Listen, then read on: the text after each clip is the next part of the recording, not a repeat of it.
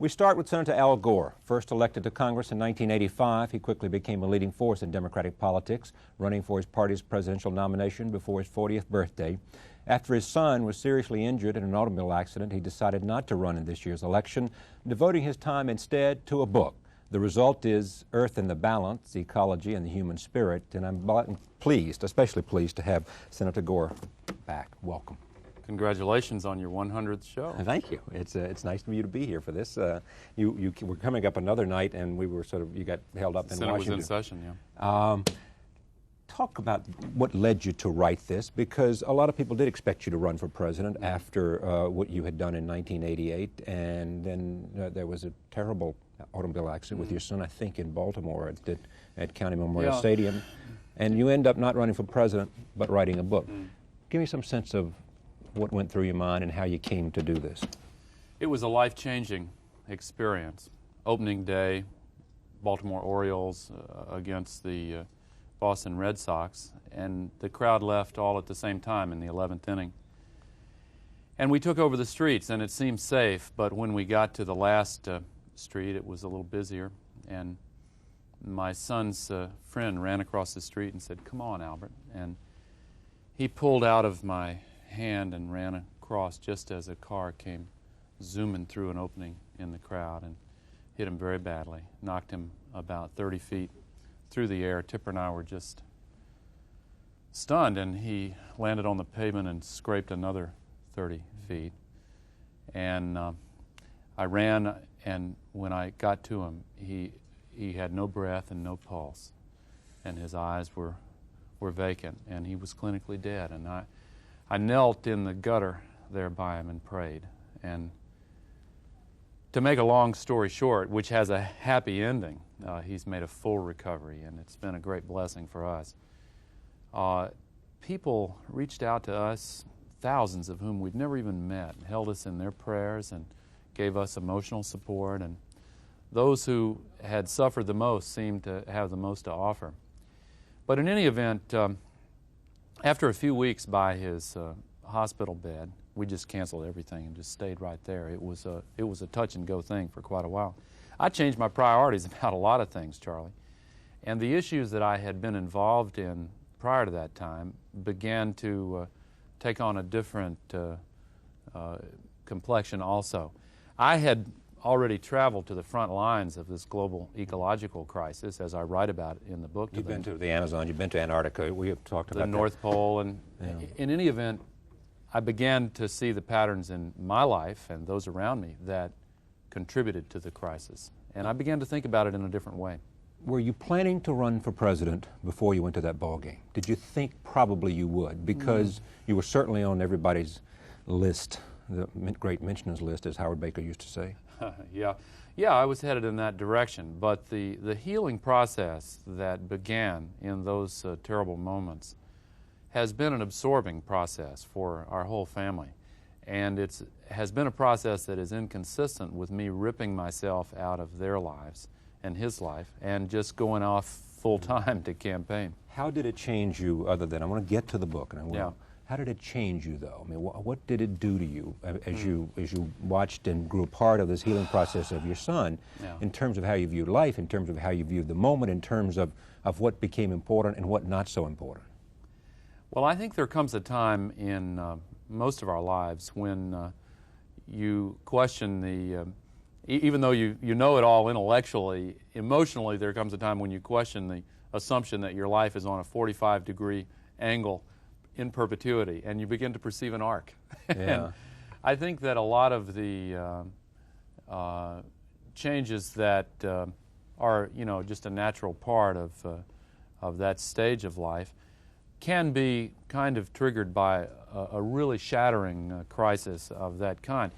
In my family, we really became a lot closer. We thought differently about the amount of time that we spend with each other, how we spend the time. It really changed my way of thinking. Did you ever think about leaving the Senate? Was there a moment when you said, I think I'll just quit politics and do something else? No, I don't think, well, I think I began to relate to the job in a different way. And I began to set different priorities in the way I spend my time, in the issues that I work on.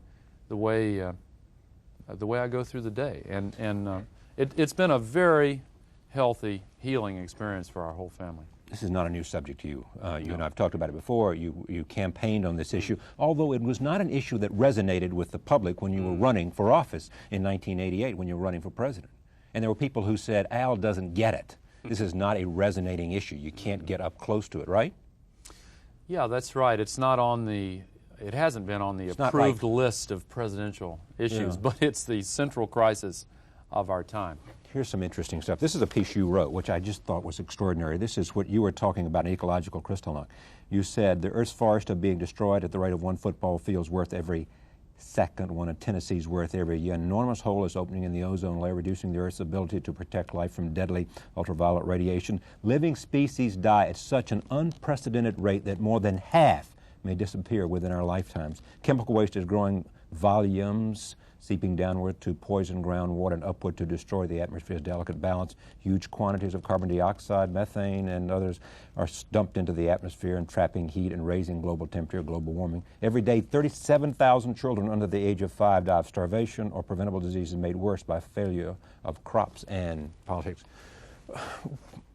So what should we do, I guess? I mean, you have ticked off from global warming to the ozone depletion to the rainforest and a whole series of things. They're all symptoms. Put it together for us. All of these crises, from global warming to ozone depletion and the others you mentioned, are all symptoms of a deeper underlying crisis. It's fundamentally a spiritual crisis, but it involves a collision between our civilization and the ecological system of the Earth. We don't make the connection. You know, a drunk driver, an alcoholic who has a whole series of drunk driving accidents will try to explain each one of them away as an isolated misfortune when actually they're connected. These ecological crises that are occurring with growing frequency are connected. It's hard for us to realize it, partly because it's never happened before.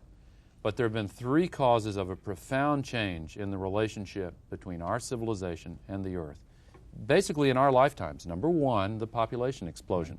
We're adding the population of China every 10 years now. Number 2, the scientific and technological revolution, which has given us a fantastic new capacity to magnify our effectiveness and power in the way we exploit the Earth. Just as nuclear weapons change the consequences of warfare, all these technologies taken together have changed the consequences of all-out exploitation. And number 3, our way of thinking about the relationship we have to the Earth. We think of ourselves as separate from nature and unconnected to each other or the communities in which we live, and we turn away from the pain that causes. You know, the line from Dire Straits, denial ain't just a river in Egypt. Yes. And actually, it is a strategy akin to sticking our heads in the sand. And once we break through that denial, there's a second barrier. It's despair. A lot of people who allow themselves to realize the enormity of what is happening now immediately then feel, well, we can't do anything about it. But that's nonsense. The effort to save the Earth's environment must become the central organizing principle for the post-Cold War world. Well, it seems to me, I mean, if you look at the ozone depletion depletion question, all of a sudden the Bush administration has gotten interested, although not enough, and certainly too late for you. Well, after an ozone hole opens above Kennebunkport, it gets well, attention. in Antarctica, it gets their attention. I mean, what has to happen to galvanize the kind of attention that you think is necessary to have the world, and especially the United States, the powers that be, pay attention?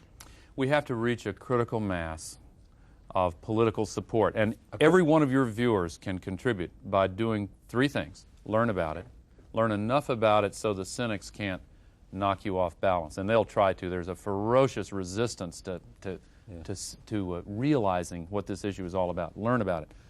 Who are the cynics? I mean, are you talking about people in industry? Who are the cynics that, that don't want to recognize this? I've just spent the day at the United Nations at these negotiations. Right. On a whole series of important questions. The lineup is 139 countries on one side, the United States on the other side. On several important questions, yes, alone. Should we have goals and timetables the way we did with CFCs? Everybody else says yes, The United States says and, no. And why is that? Is that because the powers that be in the Bush administration don't agree that we ought to have timetables because it goes contra to their political interest, or what? Some industries that don't want to make the transition have a back door into the White House and a lot of influence. Some right-wing members of his electoral coalition sincerely believe this whole thing is just trumped up as an excuse to expand the power of government. And they are vulnerable to a few naysayers in the scientific community who say we don't have enough evidence yet. I'll tell you what they remind me of. What? I represent a state that has 100,000 tobacco farmers, but I held my sister's hand when she breathed her last breath and died of lung cancer. And when I hear a scientist who works for a tobacco company say we don't yet have enough evidence to link smoking with lung cancer, I feel impatience. And that's exactly the way I feel when I hear a scientist working for a coal company say that this 10-pack-a-day habit our civilization has gotten into doesn't have any effect. You know all those oil well fires in Kuwait? They put them out much faster than they thought they were. All of them put together on the worst day put less than 1% of what we put into the Earth's atmosphere every day. Interesting you mentioned your sister because this book is dedicated to her, as I remember. To my sister, Nancy LaFawn Gore Unger, January 23, 1958, July 11, 1984. I don't see it as an important issue, the politics of environment, as an important issue in this campaign that is underway now. They're talking about jobs, they're talking about an economy, and some people say that in an election year in which people are suffering, don't have jobs, are suffering in a recession, that questions of the environment are going to take second place because it is not going to get people to the polls to vote for you. Well, you know, when people hear that a landfill is going to be placed in their neighborhood, it becomes the most important issue. Bet it does. Because their backyards, I saw that in my hometown. Their backyards are threatened. What's changing is the definition of backyard. In Canada, 2 weeks ago I was there, the headline was the environment minister warning the parents in that area most affected by the new ozone hole, if it opens, not to let their children go into the backyard. And when people make a connection emotionally, not just intellectually, to the devastation of the global environment and their backyards, then you'll see that intensity brought to these issues. But there's one other point. You go into any classroom in America today, in the United States, and you'll find this is already the important issue. But an interesting thing, though, is whether by the time those parents wake up and the rest of America wakes up, it's too late in terms of the kind of destruction. It's not too late. We can solve this problem. It's within our capacity, but we have to decide to do it. Learn about it, use the power of the pocketbook, use the power of the ballot box. Change the kind of fuels we use? Sure. You buy those new light bulbs, just to use one example. They cost a little more, but they last 10 times as long and use 1/10 the pollution. This book has gotten good reviews, Earth in the Balance, Ecology and the Human Spirit. I want to talk a little politics, okay? Sure. All right. You're a Southerner, you ran for president. Governor Clinton now swings south to Super Tuesday. Can he do it? Is it within his reach, you think? Is the nomination his to lose now? I don't know. You don't know? My crystal ball. No, I don't know. I think that in politics, you read the polls, you talk to the politicians. Some things are literally unpredictable. What could happen to derail the Clinton? Paul Tsongas, I guess, doing what he did in New Hampshire, I guess, is one example. I think that the voters are the ones who are going to decide. And I just think, You're obviously, like a politician. Come on. Well, I mean, you're savvy about these things, and you talk to politicians, and you know what's going on. I mean, you're in the Senate there, and everybody there is a senator, and they live and breathe politics, and they know what's happening in their home state. Tell me what they're saying. I haven't decided who I'm going to vote for yet in the Tennessee primary. You don't know. I really don't know. What are you waiting for? I'm going to wait for some more debates and watch the candidates. Are you really? I mean, you Sure, don't know what these men stand for. You don't know what they're made out of. You don't know. Do you? Yeah, I think I do. I really do. Have you decided who you're going to vote for? Yes, I have. Who are you going to vote Well, for? how do you know I'm Democrat or Republican? Independent. You look like a Pat Buchanan man to me, Charles. Oh, no, you know better. Although I'd like to get him on this broadcast. He's got some interesting things Well, you I'd better like not to hear say from publicly you're not going to vote for him then. I didn't say I wasn't going to vote for him. I actually won't have a chance to vote. You're going to vote in the Democratic primary, aren't you? I don't even, I'm an independent. All right, now listen. But you got to choose which primary, Charlie. Listen, this is your 100th show. Let me talk about, no. You can tell us. I want to talk about you and what's going on. Tell me what you think is happening. I mean, does Tsongas have a chance in the South? Yeah, I think Is his so. message I think one he that does. Southerners will be receptive to? I think he does have a chance in the South. I think that Bill Clinton is the front runner in the Super Tuesday primaries. But I think the voters are taking a careful look at all these candidates. I wouldn't write any of the others out at this point. We don't know what's going to happen in South Dakota. We don't know what's going to happen in Maryland. We and saw Georgia. a surprise in Maine already. Yeah. You know, I mean, Governor Brown, big surprise for Senator Tsongas. I think that all 5 of them deserve a lot more credit than some people are giving. You think there's some friends of yours in the Senate? We understand the reason you didn't run, but do you think that Senator Bradley and Governor Cuomo, I think, already has expressed his disappointment in not being in the race? Do you think that there are some guys sitting in the Senate, maybe Sam Nunn and maybe Bill Bradley and maybe some others who are saying, boy, I said no when before I thought it was going to be like this. I didn't realize that Bush would slide. I didn't realize it would be so open. I didn't realize that this might be the Democrats' year to break through. I don't know.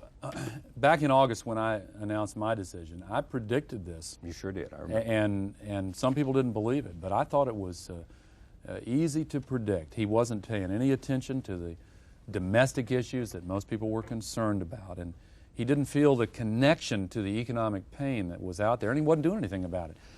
Maybe there are some people who have regrets. I don't know. I have, even if I never have another chance to run, I will never have second thoughts about my decision this time. But everybody understands your decision. But if I do have a chance, I will run. I got a couple of questions about the book. One I wrote down. You said that if you, about writing this book, you would have taken a deeper breath. What did you mean by that? Oh, when I came to the task of writing it? Right. What I meant was that I worked for 7 years as a daily journalist. Right.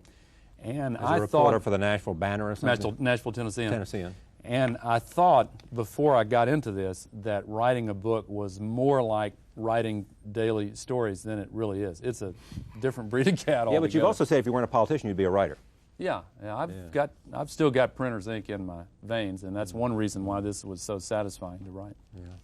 Earth in the Balance, Ecology and the Human Spirit. He also talks about dysfunction between what industry is doing and what nature, and that maybe they're at odds, and we got to recognize that and come to some grips of the balance, because what is in balance is the Earth and its future.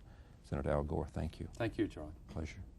We continue Gloria Steinem in just a moment.